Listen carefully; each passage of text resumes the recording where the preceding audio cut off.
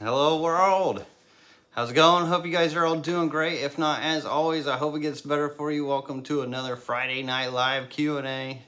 Glad to be here with you guys.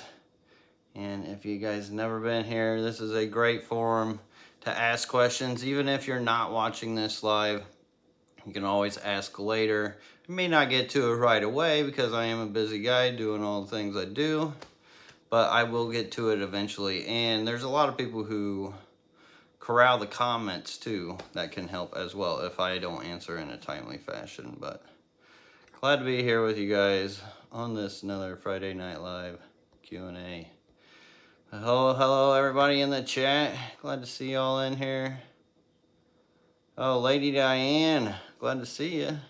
Says, dealing with a major tank crash, seems the cards are always against being here for lives. Wish me luck. Well, good luck to you, Lady Diane. I'm not sure what's happening to you. If you had like a population boom, that's usually what causes most crashes with tanks. Unless you're using some kind of chemicals, but hopefully you're not doing that kind of stuff by now, Lady Diane. And I don't know, let me know, and maybe we can help. That's what we're here for. And once again, good to see you. Mike says, what kind of fish y'all got? Well, you'll have to check out the channel for mine. But for you guys in the chat, let Mike know. Mike, I do have the green neon tetras, actually. He said green neon tetra, question mark.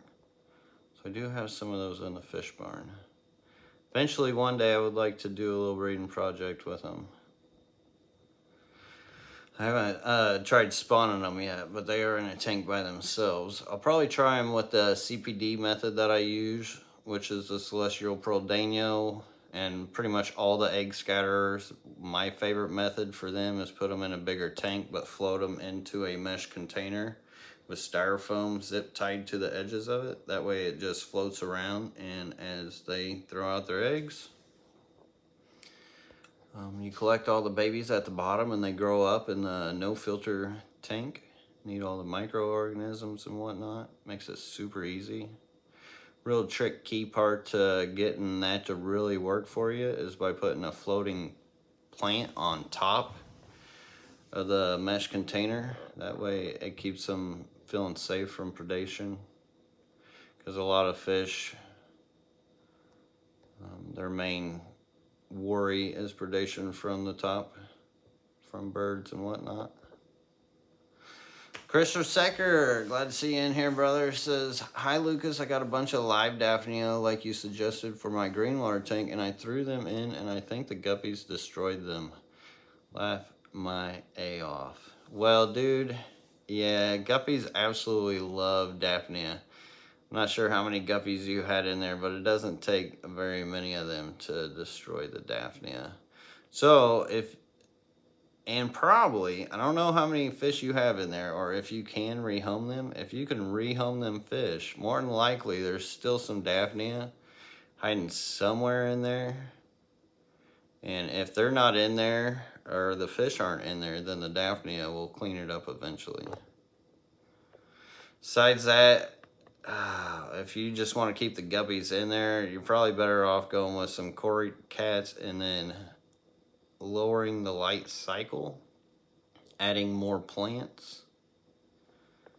And if you're ferting, don't fert anything, any fertilizers. But I do appreciate your support, Chris. I hope you get it figured out. I know that green water can be a pain sometimes. It does take time. It's not like one of those instant fixes with aquariums. Just be careful if it does start turning yellow on you to do your water changes, because that will be the dying and decaying green water, which can cause ammonia spikes and could potentially be problematic.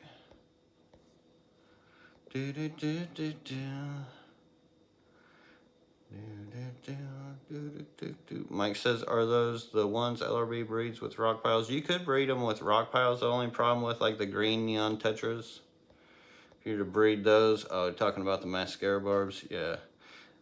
You could do the neon tetras with a smaller, finer rock pile since they are egg scatters. But not with the bigger rocks. I get stuck in them and predate more. Let's see. I feed everything granules, the tetracolor tropical granules. I think. Like Mike, he's full of questions. Mike says, but I am all about bug bites, which they like too, but they hit on the red stuff faster. Yeah, so fish actually, we did a little test with all the colors on a stick, and fish always go for the red.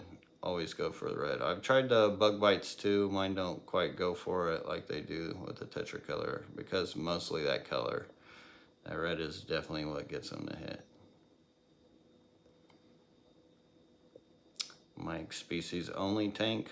So I've got a lot of species only tanks. I prefer my species only just because, I mean, there are some, I like to have big communities, and like my biggest things, like my pond and any of my biggest tanks will always be like more community based, but when it comes to smaller tank sizes, I like to do the species only just because you get more out of them.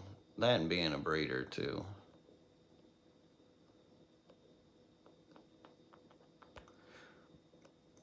Do what? Pick at algae, Mike.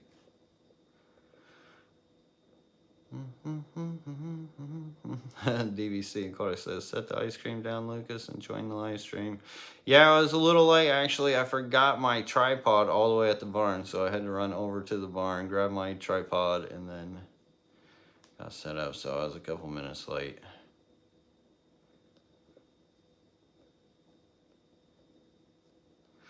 You know, it's not the first time. Not the first time. Mike says, speaking of chemicals, are you familiar with APT fixed light? No, I don't use anything, so I don't have to do any of that stuff. Aquatic Habitats Co. says, what's up, LRB? How are your Caridinias? So they're doing good. They're all doing pretty good. I can't wait to get the water changes on them, though. That way I can get more breeding. I probably need to offer up some of them. Just oh, speaking of which, the website, I was going to be the first thing I even opened up with, but I guess being late, I was kind of slow on it. I have added a lot more fish and plants and shrimp, like pretty much the same shrimp types, but the quantities are in now. The last few tanks have just been busting up with shrimp because you guys kept needing more. I have opened a couple more shrimp tanks up, and there is still a 10% off if you type in holidays. I believe is the code. It's on the home page is what the code is. So there is that. Free heat pack. I know the weather's a little crazy this week, so if some of those rare fish that I have on there, like the marlarais or the Pagai Village, if you guys were wanting some of those, same with the rice fish. We can hold them off for you. Just let us know and send us an email, because I know the weather's going to be crazy this week. But I could use the cheddar right now if you guys were looking to get some aquarium stuff, because there's something I'm really wanting to make videos with for this channel, which I don't want to talk about it yet, but it's like one of the things that I'm saving up for right now that I think is going to change a lot of how things are shot on here in a good way that I've been needing to do for a long time. Jessica Hussey says, LRB, you have any mutt endlers you are selling? I only want males, about 10. So I could hook you up, Jess. I do have quite a bit of them. Hit me up at lrbaquatics.orders@gmail.com and we'll take care of you. Or you can even hit me up at lrbaquatics@gmail.com.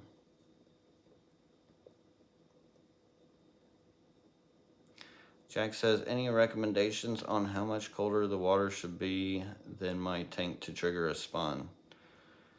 I would say no more than 10 degrees. So as long as you're within a 10 degree, you're all right. It doesn't have to be too dramatic. Mario Valesco says, Lucas, happy Friday to you. Well, happy Friday to you, Mario. Says, at what temperature do you keep your room? So I keep my fish room at mostly 74, 76 degrees. In the summertime, it does get a little bit warmer. My shrimp, especially my Caridina shrimp, don't really care for that warmth. So if I was keeping more shrimp, I would keep it more towards the low 70s. But if you're going like more fish based, I would keep it in the higher 70s. So that's why I stick in the middle ground with the mid 70s. It works out pretty well for me.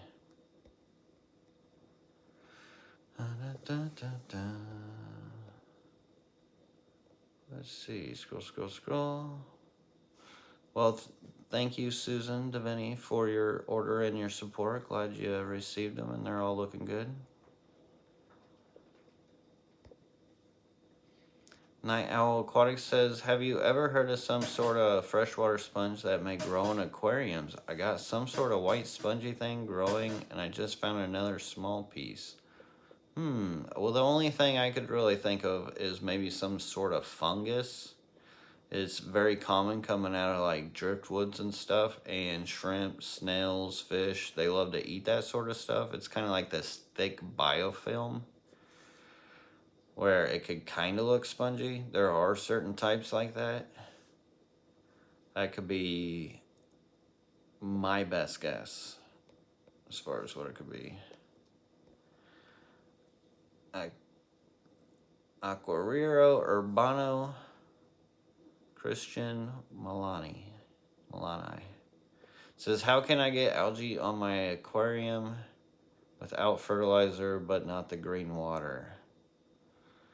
You know, that's actually kind of a, I would say I don't know, it's kind of hard. Okay, so lots of rock will definitely, I mean, really you could do it with a bare bottom. You just leave the plants out, put fish in there, let them waste around, high light. Now, whether you're going to grow green water over the other algae is all kind of dependent on your water source, what's heavy in there, and what's going to feed off of it first. But that's the best way to grow algae is just to have hard surfaces like rock, driftwood, leaf material. Organic material always helps. And high light and excess nutrients. Because that's when algae comes through and tries to balance and equalize everything. So it helps purify that water and absorb all those excess elements within the water. It's really kind of wild how algae will come out like it does and just take care of business when it comes to water. Algae is very, very underrated for what it does in the aquarium. But to get that like actual like grass carpet, it could help to have some algae to start with too, like some certain kind of hair algae. I do have bags of hair algae I do sell on the website, lrbaquatics.com. I don't sell many of them, but they are there for those people who do want them, which I don't blame them, because algae is, honestly, if I was doing nothing but breeding and I didn't have to eventually make videos for you guys on YouTube and have like nice tanks to show you and stuff, if I was just solely trying to breed fish, every single one of my tanks would be nothing but algae, because that's the most universal plant in the whole world when it comes to what fish breed on.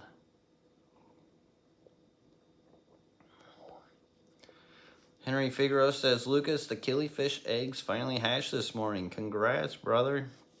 Glad to hear it. He has these fun little pan-check shield eyes, and if any of you guys know, I am a big killifish advocate, and we need lots of people breeding killifish, because there's so many amazing types of them, and the market is really, really not quite there yet at all. Randy Coach says, hey Lucas, is there any way you go about breeding roseline barbs?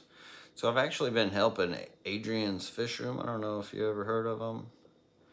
He's over there in Australia. Keeping Fish Simple does tours of his fish room. Really nice fish room. Beautiful, beautiful fish room. Real awesome guy. Him and I have actually been kind of working on a project. Granted, he's doing all the work. I just kind of try to help him up with the setup and stuff, since they are more of the barbs. It will be interesting to see how it works out. So I haven't personally done it myself, but he is practicing what I would do if... Well, granted, his setup's a little different because of what he's using, which is mostly the rock pile method. And also you have to kind of black them out. Like, they don't want to see you. I've noticed when my mascara barb breeds, they only breed whenever the algae is covering the glass and they can't really see me. That's when I see them breed the most. So I think they gotta black them out and just have rock piles and lots of live food to make them feel comfortable. That's the biggest trick when breeding fish, is just all the comfortability. Brandy Rutledge says, anyone get hands on KFS's Keeping Fish Simple's Bug Buffet food? Kid from Australia. I have seen a little bit of that food that he's making. It's kind of interesting. But I don't know if you can get it in the States or not. Australia's got weird import and laws. It'd be interesting to know if anybody has. Fishy Am says, I can't get green water to grow no matter what I do. Want to culture Daphnia. What can I do? So the best thing to do if you want to get some green water to grow, I don't know what kind of aquarium plants you may have to the side, but even if you don't, if you got some yard grass, let's say you got some guppy grass, either way, grass, plants, whatever, take that plant material, crush it up, roll it up, and put it in your tank. All that chlorophyll comes out, all that rotten material will all start going out, and then the green water will start feeding off of it if you have really high light. So crush that stuff up, give it real high light, blast it, give it like 12 hours. You necessarily don't need 12 hours. And then also, if you can get a tank into the sunshine where it's getting like full sun, you can get algae all day long. All day long, all day. Let's see, Philly Cheese Aquatics says, what's your favorite red or pink aquatic plant? My favorite red or pink aquatic plant? I don't know. That's a tough one. There's a lot of those. I kind of like this one. It starts with an X. Freak, I can't remember what it's called now. Cyrus or something like that. It's got red. It's actually more of a native plant, but it's kind of like fan shaped. And I guess that pink flamingo is probably the hottest pink aquatic plant there is. Without like going with some crazy like rare stem plant name I can't really pronounce. Carrie Britton says, I have fry growing out in different tanks. One is orange neo tank. Being attracted to red, will they start to go after the shrimp? Being orange, just wondering about the color aspect alone. Well, being fried, all depends, like, if they can't really put their mouth around them, and as long as your shrimp's got somewhere to stay and hide, then they should be alright. But I would say after a while, you would probably want to pull those fry out once they start getting of any size, because they would see those orange shrimp as more of a tasty treat. And vice versa, if the shrimp don't feel safe in there, they won't breed as much either. So it really depends on what you're going for. But if you just want like a natural environment, which a lot of these waterways, even my ponds on my property, they have a lot of grass shrimp in them. So shrimp are just part of the ecosystem, then I wouldn't worry about it. As long as you got like a rock pile and places where they can survive and create nurseries, then you'll always have those orange shrimp there regardless.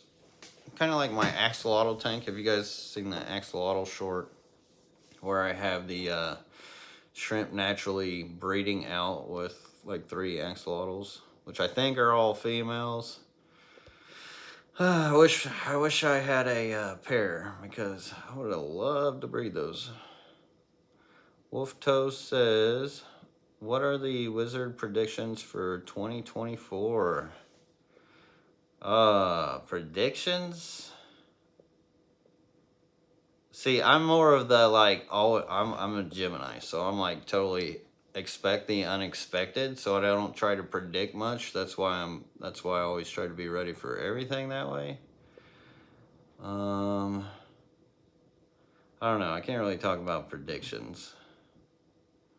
Let me put it that way. Richard Reynolds says, Brandy, Nick will be giving a talk at the Pasco County Aquarium Society next month. Yes, next month. Keeping Fish Simple will be coming down to my aquarium club, which will be super awesome. And who knows, maybe he can smuggle some of that food on.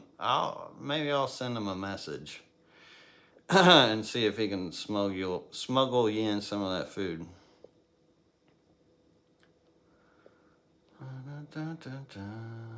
Chris Resecker said he'll give you some green water fish yam. There you go, Chris. Start green water business. You could be sitting on a gold mine. How many people are selling green water right now? Not many that I know of.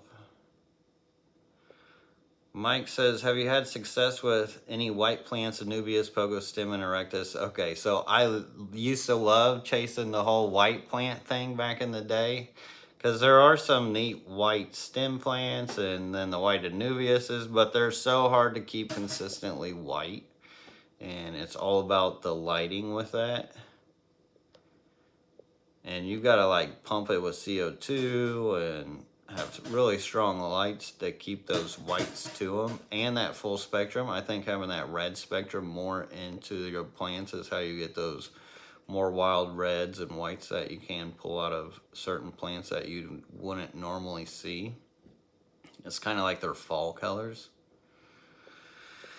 But I have messed around with them. I never like really stuck with it though, because it was so, what do I want to say, sporadic on consistency. When I like to keep a lot of things, I like more consistency. So if it's a lot of a labor of love, depending on what it is, depends on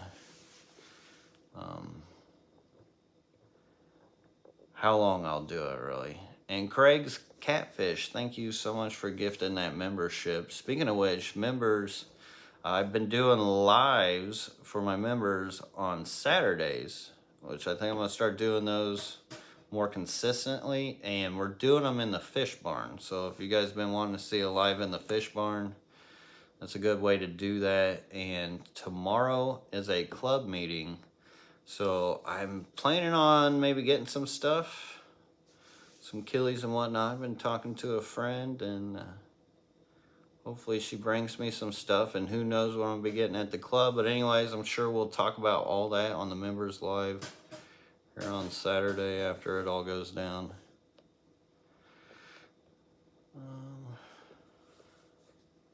But I had a lot of fun doing those, because it's more about, I can talk about, really I don't have to worry about what I can and cannot say as much on the memberships lives.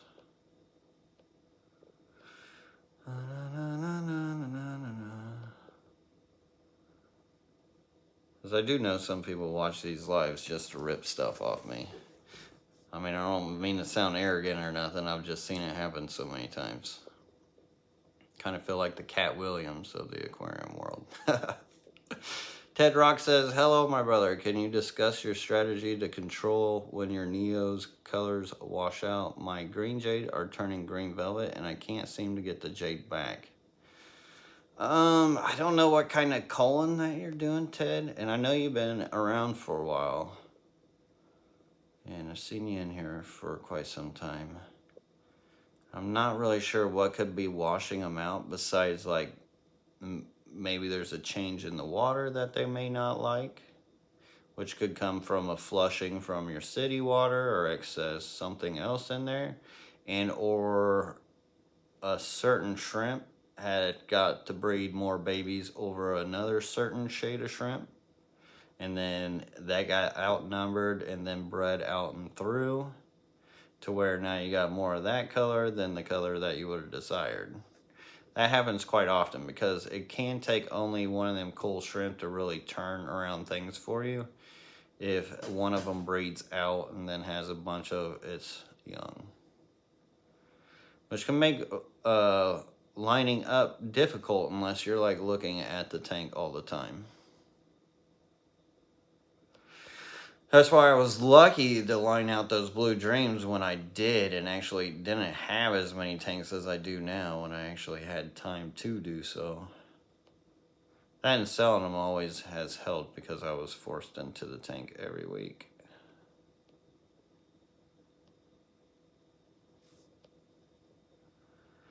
Let's see, Brandy Relish says, blue-green algae bacteria spread from one tank to another, antibiotics to get rid of it. Yeah, so you can use antibacterials to get rid of the blue-green algae. That's the best way.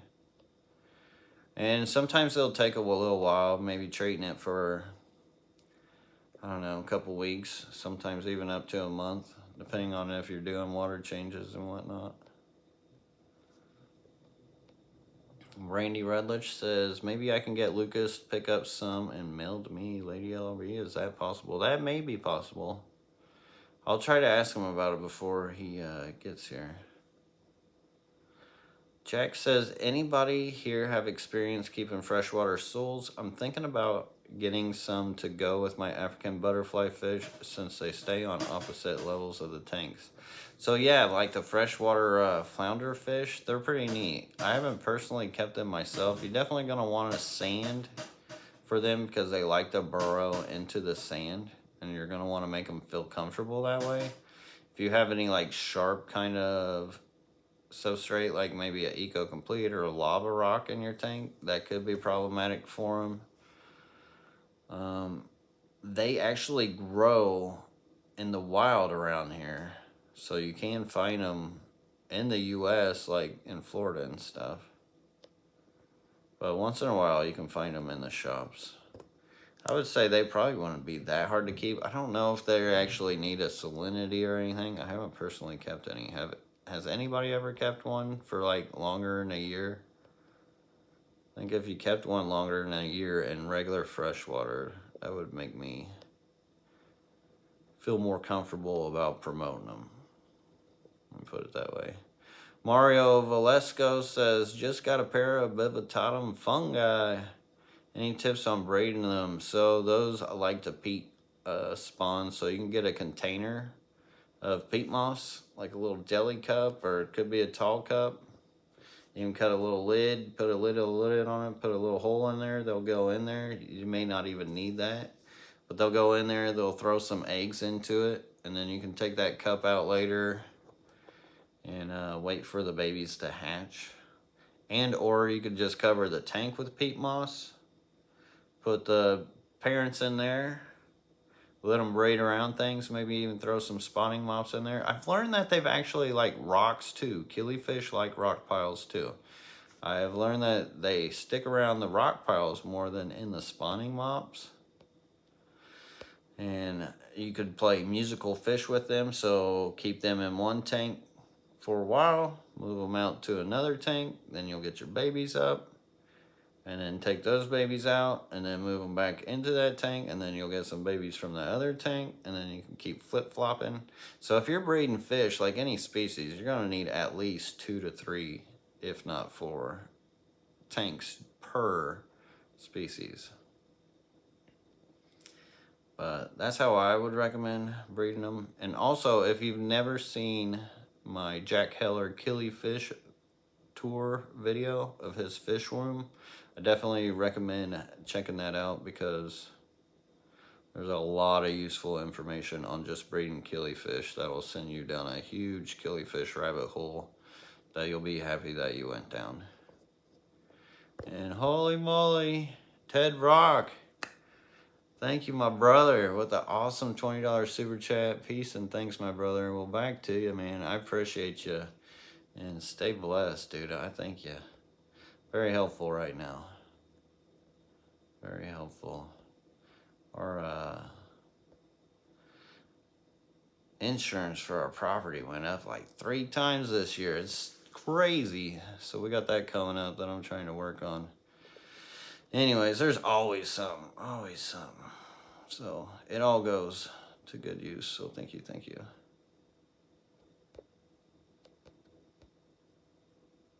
Let's see. Try to get back in my space here.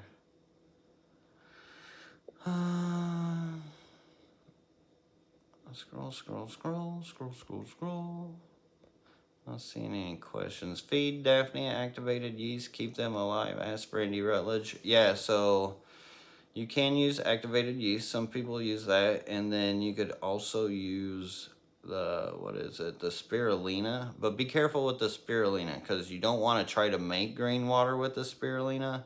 You just need a little bit of it. I actually used to just get like a spoon or something, or even like a toothpick, and just dab a little bit of spirulina on it, let it spread out. That little bit will go a long way.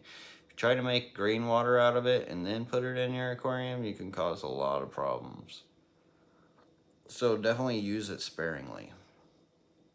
But yeah, I'm sure the yeast would work just as good. I heard a lot of people use that. Philly Cheese Aquatic says Xyrus. Yes. Yeah. Oh, I love the Xyrus. So I was kind of right with the name. I get confused with all the plant name, fish names. I've definitely forgotten more than I freaking know when it comes to those. When you get into all the rare stuff, and I've done them for as long as I have, especially like some of them you can't even find anymore, or where there was just not a whole lot of information on them. So it makes it hard to really search for them. Mike says, did you start from tissue culture with that purple sword? No, I didn't start with a tissue culture. Actually, I got that from a Circle City Aquarium Club member. John Stoller, I believe, gave me those. He used to breed a heck of rice fish. I think I got a video, fish room tour video of his. And I still got those. 2 big ones, barely hanging on to them.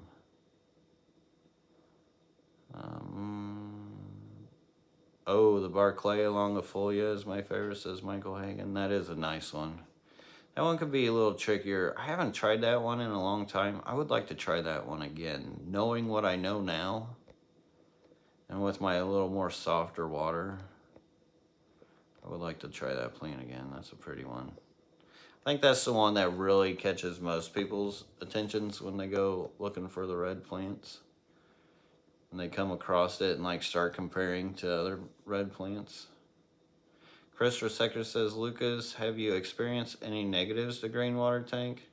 I mean, my guppies and platies seem more active and healthy in green water. Maybe just leave it and let it nature do their thing, LOL. Yeah, so what I would do is just leave it. I mean, do your normal water changes, add plants to it. Eventually you can grow your way out of it, especially with those guppies and platies in there, because they can eat off of that green water. It's not going to hurt them. The only time green water can be an issue is if that green water turns yellow. And then, as I mentioned, that's when you'll get like ammonia spikes and could cause problems. But as long as it's green, it's not a problem. And I'm sure they do love it, and they will breed more in it. Matter of fact, my antlers and guppies and platies breed like crazy when they go green water. So for breeding points and places, I mean, yeah, it ain't gonna hurt you at all. But yeah, add some fast growing plants if you don't want it. If you don't mind, and if you want more fish, you green water it up. And Chris Pinto, my brotato, thank you so much for the $10 super chat. Says, so my cat knocked half a joint off the top of one of my tanks when I wasn't home. My Blue Dreams ate it. They ate it all. Only thing left was the paper besides always finish your joint. Any thoughts? So I can imagine, I mean, ash, organic material. The paper's probably got some bleach on it. Who knows what's in a lot of the papers they make anyways these days. So I could see why they would leave those behind, but that doesn't surprise me. And who knows, that ash could have probably actually helped your water quality a little bit. So definitely not anything to worry about, but interesting story. And thank you for sharing, Chris. Now we all know that fun fact. I wonder how they felt after. Did you find any like weird behaviors after they ate that? Were they all like swimming in a certain like circle or something? Kind of interesting. Brandy Rutledge, I can imagine it'd be saturated though. But Brandy, my goodness, $50 super chat, Brandy. Holy cow. You're too nice. You're too sweet to me, Brandy. I appreciate you so much. And just having you around all the time. So thank you, Brandy. It says, I need consultation on how to set up my fish in my house as I move them from my boyfriend's house to mine. Can you help me? I can send pic of room. I need to know how to maximize small space when you have time. So yeah, if you want to send me a pic and we can discuss it on email. And I think you got my number too. So it's up to you. Yeah, just send me a pic. We can talk about it. I can help you out, Brandy, because you've helped me out a lot. So thank you.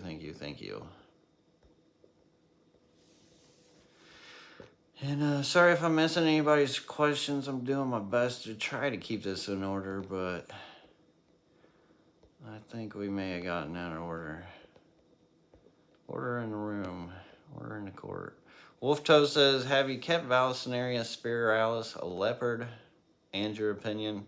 So I've never had a spiralis, a leopard. I've had spiralis, like the corkscrew valve, or just the tiger valve, or leopard valve, whatever you want to call it.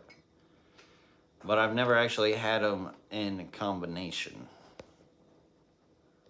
Do they have that in combination now? I mean, I wonder, I can imagine it could potentially hybridize. Michelle Crisco says, are leaves from a sycamore tree beneficial for fish? Yeah, those things are freaking huge. Talk about a little fish cave. Instant fish home. But like a replacement for almond leaves, we have huge sycamore in our yard, still shedding leaves in the middle of winter, LOL. So yeah, definitely.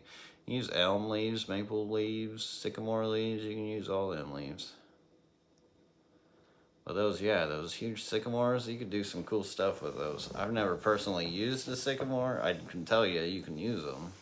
They're in all kinds of waterways, and fish aren't dying in creeks and stuff when they shed off into them. So, yeah, you can definitely use them. Do do do do do. Do do do do do. I agree. Seems easy to hit the like button. Well, I appreciate that. For all that do hit the like button, definitely much appreciated. Even though I've got so many videos at 100% like ratio still, like so many. I'm surprised people haven't gone through and like dislike just so they wouldn't have 100%. But still haven't, so.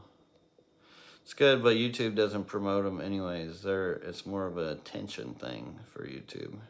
I gotta be shouting, screaming, trying to jam, hit you guys with that action, constant.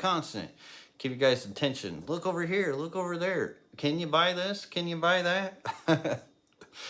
Or we can just chill and answer questions. I think that's what we'll do here. But hopefully I got a little audience retention there. That, and it's just, they trying so much to be like TikTok with the shorts and stuff. That's what they really promote more than anything. And technically, I'm supposed to be live streaming vertically for you guys. They say, recommend you got to do vertical. That's when you get all kinds of like, because most people are on mobile scrolling this way. But you guys get more of a view with the horizontal, so I'm sticking with it. I've got your guys' consensus. A lot of you guys have been like, we want the horizontal. The short people can stick with the vertical or whatever, but yeah, we'll be like this. Do it like this. I'm not always the best at following the rules. Those who have been with me know this. Infinite Wolf. Ooh. Oh, that was a poor wolf. Oh, it's been a while since I've really howled out. I need to. The moon ain't out much. That's probably why.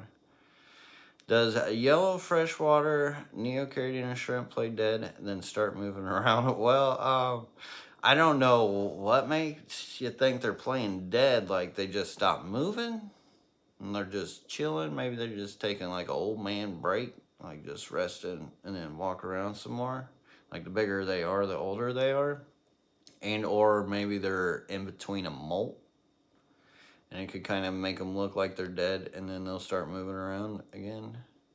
But I would say as long as you're seeing life out of them, I guess that's a plus. I don't know if there's like something chemically messing with them, as long as they're not all being weird. If it's just one being weird. Really hard to tell without seeing them. Ray says, what is the best way to get rid of blackbeard algae in Taiwan moss? So that can be a little tricky. That can be a little tricky because usually hydrogen peroxide is the recommended way to go about it. But that can actually be destructive to moss as well. I would say to pull the moss out, put it in a sandwich bag or something, and blow a little air in it. That way you got it like poofed up into like a little air ball. It's kind of like how I ship my plants. And put that moss in there and let it dry out a little bit. Or heck, you probably don't even need to put it in one of those plastic things. And this is all kind of theoretical. But you could dry that blackbeard algae out and kill it easier than if you dry the moss out to kill it. So I think that's one way you can counteract it without doing the hydrogen peroxide, which would just like nuke it mostly. You could try a little hydrogen peroxide within the water, which you could either put it in the tank. You can, I can't remember what the dosage is per like 10 gallons. Let's say you use like this much. It's hard to do with like out a like syringe to show you, but I would say like do this much into a syringe and you can spot treat it. Because it being in the water will dilute it more, but you won't get a lot of that oxidation that will break down that blackbeard algae as if you were to just spray it out of the water. And if you had a filter on, it's definitely gonna saturate it and not really make it very potent to kill the blackbeard algae.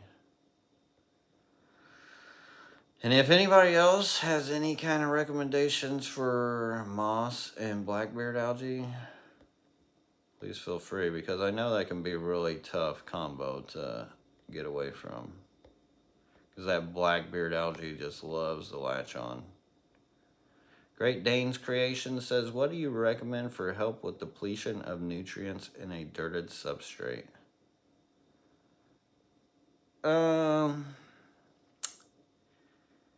Now, as far as the depletion of the dirted substrate, is how much of that really exists over, say, the lack of reoxygenation and or light or something else. But as far as like fertilizer, if you really wanted to make sure that you had some in there, and for like your rooted plants, you can use the Osmocote root tabs. Or any of those kind of plant tabs or plant spikes. I used to use those iron spikes that they made for gardens. Worked really well for rooted plants. And or you can make your own fertilizers, your micro and macro fertilizers, which you should not be. There's so many all-in-ones now. But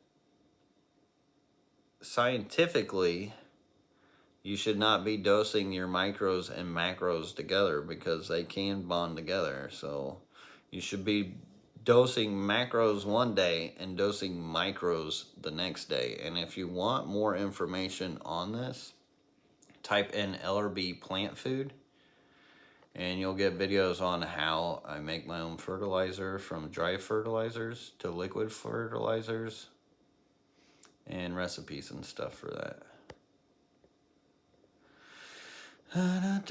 I could have come out and did all those plant fertilizers and stuff and made a ton of money off you guys. But you know what? That wouldn't have been right. Instead, you can go type it in, LRB plant food, and you'll get it for free. But I know some of you guys just don't want to do it yourself, which I don't blame you. There's only so much time in a day. Fishy Matt says, what's your opinion on the fatherfish dirty tank method, pros and cons? First and foremost, I would not consider any of that the fatherfish method. There are so many people who call these methods fatherfish methods, which he did not come up with these. I love fatherfish. I love what he's doing for the hobby. He's getting a little carried away with it as far as calling it his methods and stuff. But that's what people attach to. So people are like, oh, this is his method. So people, it's an attachment, psychological attachment thing. People definitely eat off of it. But it's definitely nothing that he's invented, or I guess maybe reinvented it by making a video of it. There's nothing wrong with dirted method. As far as all the stuff he puts into his dirt, I don't really know that much about all that because I don't do any of that. I just use the dirt from my yard. But shoot, Dustin's fish tank's been doing dirt tank method for freaking ever. He's the one that got me on to doing the dirt tanks, and then you got the Wallstead method. And it wasn't around the time I started talking about we were bonsaiing our plants too much. He decided that the deep sand bed was his method. But there's definitely a lot of pros to it because you do get a lot of nutrients that you want to, and like a sterile kind of substrate that you would get from a bag. So you're going to get a lot more for your plants. And not to mention, like I know at least from the stuff I get from my yard, there's a lot of tidbits in it that fish and shrimp and whatnot can eat off of. But I don't really know his method 100% on what he puts in it. Because it all kind of seemed a little extra for me.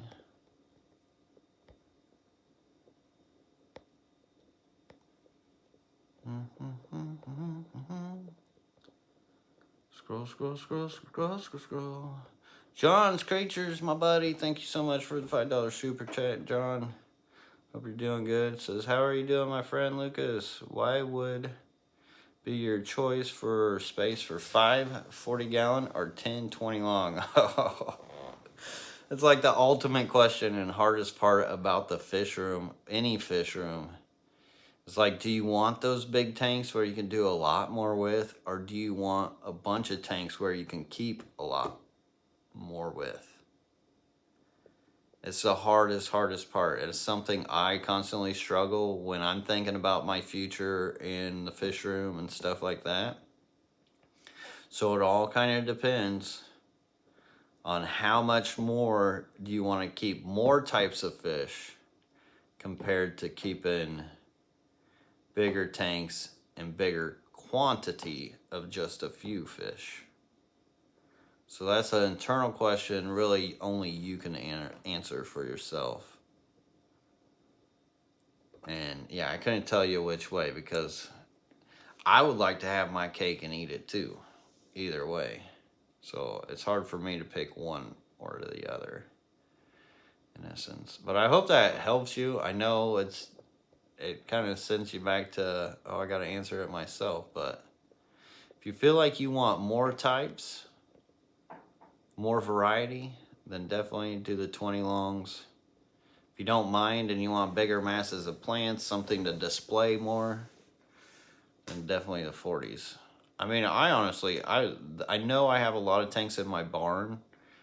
God, if I had a barn 5 times that size, I'd be using 40 gallons everywhere. But I don't have space for them, so. And I still can't even get enough racks, let alone tanks. God, I got a problem. It's a good problem, but, oh man. Actually, I designed another fish barn just out of a whim today. I had a brilliant idea for how, like, if I were to build another barn to where it was just like mainly grow out facility, how I'd do it. And then, who knows, maybe one day we'll do that. Because I got the land, and eventually one day I may have the time. That's for another day. Craig Campbell says, just set up a pisto tank, a 40 breeder. What kind of pistos do you recommend? Oh God, there's a lot of pistos now. And really, you can get about any color of your flavor. And when it comes to fish, the beauty is in the eye of the beholder. So definitely go for a fish that you like. Google all the pistos. Best thing to do is like go down the list. And back in my day, like there wasn't a whole lot of information online about fish. So you get like the fish base, and they wouldn't have pictures for a lot of the fish. But you can get like the name, but then you could like Google search the picture, and I would spend hours just searching pictures of all these different types of tetras and pistos and whatnot. But go down that rabbit hole. It'll be a little fun for you. Go on that journey, learn about them all. Which one you're like, oh, that's my holy grail, or that's the one I want. You'll know it when you see it. Put it that way. All right. Oh, come on, finger work. Fish Face, my boy. Thank you so much for the $10 super chat, Fish Face. Good to see you in here. It says, hey, Lucas, what are your thoughts on feeding every other day? Plants tanks with mostly community fish. You know, if it's just like a planted tank with mostly community fish, and you're not like really trying to breed, I would say there's not a problem with it, because there is stuff that they can kind of meal on. And there's not every day where a bunch of protein's always falling into the water. So, I mean, you could definitely do it. I've learned when I don't feed as much, my tanks actually look better. One of my biggest causes for maintenance needs is from feeding the food into my aquarium, because when you do feed all that food, it releases all those excess nutrients that come within that food. And then that's what will spoil or feed algae and other biofilms, which can be a good thing too for microorganisms if you're trying to breed and whatnot. But if you're trying to do just a display tank and have less maintenance, that can help you for that. But I would watch out for the aggression of your fish and see how they really react to it, because fish do get hangry. And if you do watch them, and if you know your fish from watching them and their normal behaviors, you'll see when they get hangry, or you'll see maybe some nipping signs and stuff like that. And then if that becomes the case, maybe do like a light feeding. Well, even light feedings can be a tease too, depending on if everybody's getting enough. So I don't know. It's kind of a tough question. Maybe every once in a while don't feed them. I don't know. It's kind of hard for me too, because I think, like, I wouldn't want to go a day without a meal. Granted, would it be good for me? Would I be probably a little leaner, not as chunky? Then, but I'm going to want to eat at the same time. Granted, we're not fish, but I would say they would probably want at least something to snack on. It's a tough give and take. I would not worry about feeding. I wouldn't worry about maintenance over the fish getting fed. I would rather my fish get fed and then me have more algae. I would say I would do more water changes, but I would just grow more algae the way I do it. Now, if I was doing water changes, that would be a lot easier. So I hope that kind of helps you make your decision. If not, it might have made it harder to make your decision. But it does help with your planted aquarium, because you're not feeding all the excess nutrients. Just watch your fish. Saya Llewellyn says sheds, and thank you again for the support, Fish Face, bro. You're awesome. Saya Llewellyn says sheds as in molts. I don't remove them at all. Good for the tank. Yes, indeed. Indeed. They can eat the calcium back off of their molts and sheds. I never take them out. Carrie Brenton says, just a shout out. I had 12 tanks, met my wife, sold it all, back up to 6 tanks with shrimp, fish, plants. Lots from you. Just have to make them look pretty for her. Thanks for all you've done, bro. Well, Carrie, dude, that is awesome that she has let you back into the aquarium game and has embraced them. And yeah, sometimes you got to do that for your loved ones. Not every loved one understands the algae tank and how that actually works. And people just, they really do go off of looks. Let's just be honest. And thank you for the shout out, Carrie. I know you've been around for quite some time. And that's interesting to hear your story. Had you sell your 12 and then now you're back to 6. But dude, I'm glad you're back in it. I'm glad you're enjoying your life, your hobby, and your wife. So thank you for being around, brother. Brandy Rutledge says, can you put different varieties of pistogramma together or separate for purity? I'm pretty sure you got to do it separate for purity. I'm pretty sure they can hybridize. And there's enough of those that you don't really want to be hybridizing them.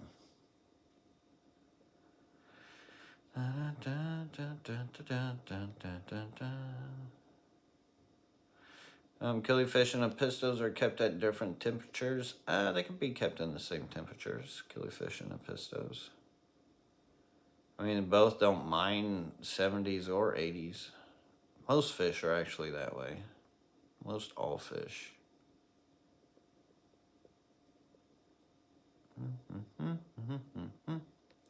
La la la la la la la. DBC Aquatics says, DBC Aquatics profile looks so professional. It's like he's been a YouTuber for a while. So unlike mine. Says, so at your old house, how did you go about sealing up your garage door top and bottom, or did you just heat it and was it okay? So with my garage door, I did put this like foam in between all the cracks, so you can just shove some foam in there. And then at the bottom, I think I used foam too, and or you could put a towels over it, or like a blanket or sheet. That way it would keep the draft from coming in. Like maybe the sheet would get a little bit of icy because we would get negative 40 degrees up there. But the cold wouldn't come through that because the sheet would just stop all that energy where it was. And then I would use a radiated heater to heat the whole room to supplement it. And then I would put heaters on my tanks that were on the bottom of my racks. So I didn't need heaters in the middle or the top rows of my racks, just the bottom, because the heat will just rise. Or you can just get a big 240 gallon aquarium, put a couple 500 watt heaters in there, and then that thing will turn into your radiated heater, and it will never get cold in there. So you can actually turn aquariums into radiated heaters because they hold a lot of heat within them. Big reason why I had to get rid of my discus when I had discus was, well, they love to be in 80 degree water, but the only problem with that is that tank will also create all that heat and energy within that room. So it became a little less practical for me to keep those kind of fish in that space.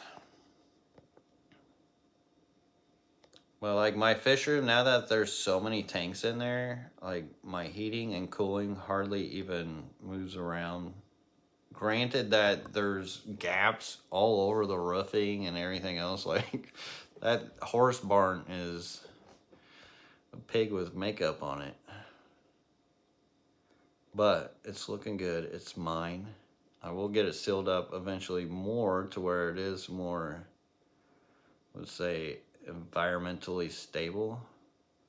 But with all those aquariums, the more aquariums you have, the more it'll hold and keep heat and cold.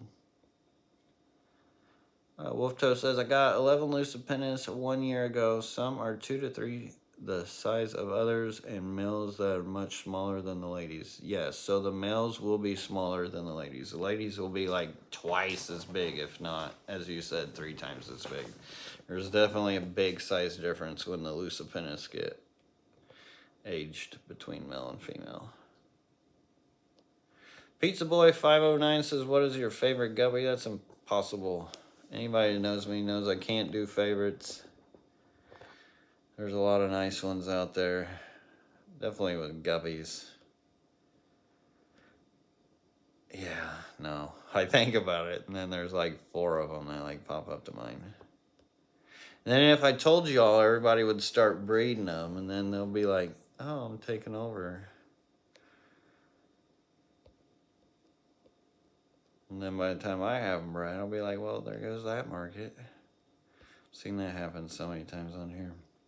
Mario Valesco says, I just got a free 60 and 75 gallon. Any ideas what to do? Ranchu goldfish breeding colony? I mean, sounds like you already kind of know what you want to dabble with, my bro. You didn't even have to ask me. Subconscious answered it for you. Or not even your subconscious. That's like in your main conscious. I would say go for it. Goldfish breeding is kind of fun.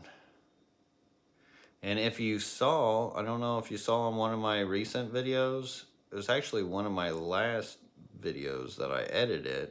And then there's also a short where I had bred goldfish within a community tank with enough guppy grass. It's not easy to do though, because they're hecka predacious.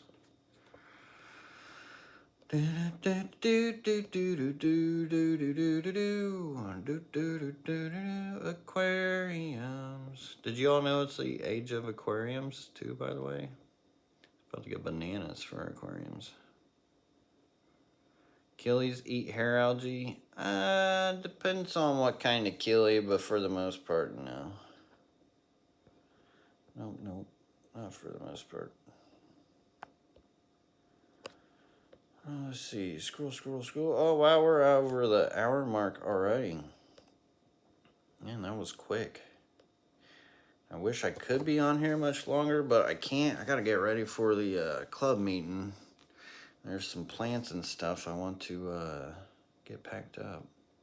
That way I can make some money and hopefully get some loo on for some work I'll need to do. And throw it in the pile of needs. Mike says, what are some things to look for in observing shrimp in terms of health, disease prevention? Just got some and they seem fine, but want to learn more. So I would say anything out of the ordinary. Anything out of the ordinary. As long as things are normal, you're good. You see something abnormal, then it's research time. Then it's LRB Friday night Q&A time. Or just send me a comment and we can help you out. That's the best way to do it, because there's so many variables that I can't like spout off of like each and every one. I couldn't even process that, to be honest, right now. All right, how long should you leave sheds in? Leave them in the whole time. They'll eat them. It becomes part of the ecosystem. It's good for them. And Jessica Hussey, thank you so much for that $10 super chat, Jessica. And as you mentioned, yeah, hit us up and we'll see what we can do with those males for you. I love all male guppy tanks. Would like to get another one here soon, eventually. It's just so hard for me to dedicate a tank like that yet. But I do got some awesome, amazing mixed guppies that I actually picked up off of Vibes Aquatics at Aquashella. He had a ton in a bag. They weren't doing too well. And I was like, I'll take them. And now they're all doing really well. Got like 3 tanks of them. About to throw them all into a 55 eventually. But I gotta let the Daphne clean up the tank, see if there's any babies that pop up first. It always takes a little while to musical fish things when you're waiting on babies. Alright. I wish I could stay on here, you guys. Thank you all so much for the support. I gotta get ready for my club meeting. And members, I will see you guys tomorrow night. And yeah, I hope you guys all have a great weekend. Until next time, everybody, peace. Have a great one.